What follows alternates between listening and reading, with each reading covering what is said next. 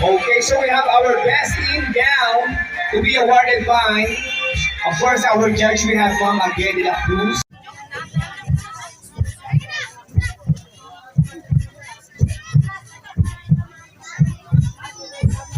All right, our presenter, we have Mr. or Honorable Asielo Mendoza. Okay, Sash. Okay, our best in costume will receive a sash and a cash. And now our best in costume is none other than candidate number 4,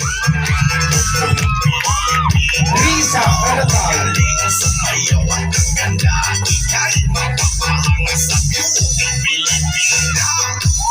Yes,